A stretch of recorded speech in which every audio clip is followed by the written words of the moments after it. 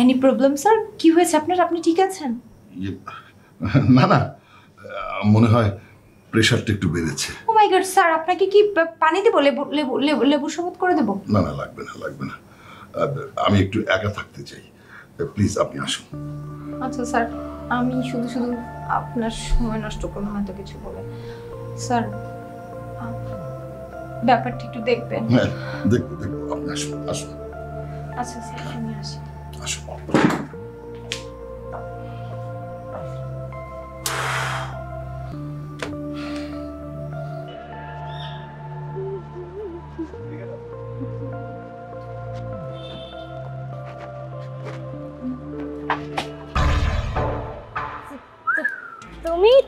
তুমি এখানে? তুমি কি ভেবেছিলে পুলিশ আমাকে চিরদিনের জন্য ধরে নিয়ে গেছে? জেলখানা থেকে আমি কোনোদিনও ছাড়া পাবো না?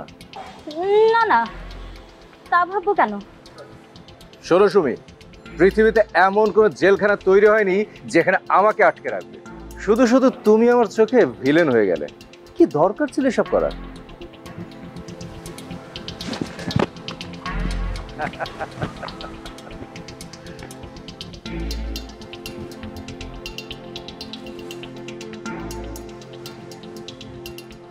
মামা, আমি একটু সামনে দিয়ে আসেন তো।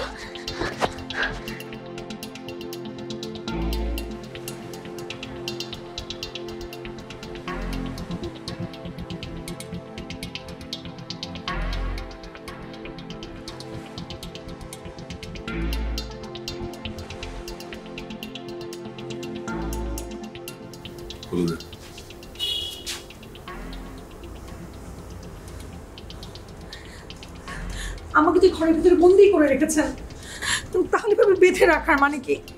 প্লিজ আমার বাঁধন খুলে দিন, আমার খুব কষ্ট হচ্ছে।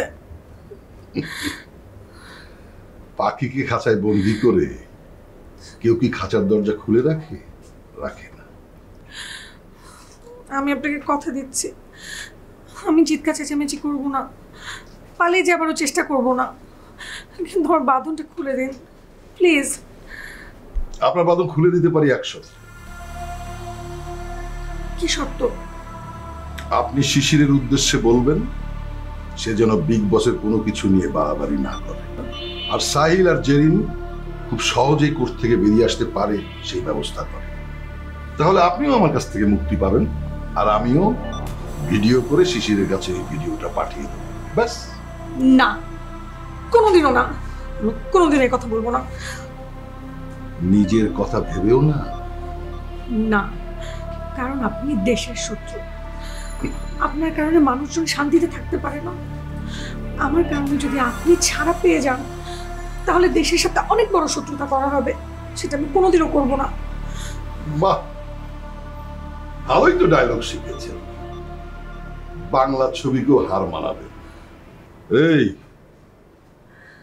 আপনি কি জানেন এই আমার সাথে অবাধ্যতা করার জন্য আপনার উপর কত বড় নির্যাতন নেমে আসতে পারে? জানি। জেনেও আপনি আমার কথা মতো কাজ করতে চান না? না, মরে গেলেও না। মরার এতই স্বাদ?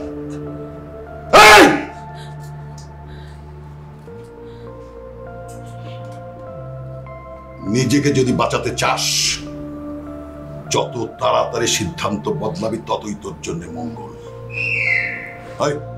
মুখ বেঁধে রাখ। জি বস।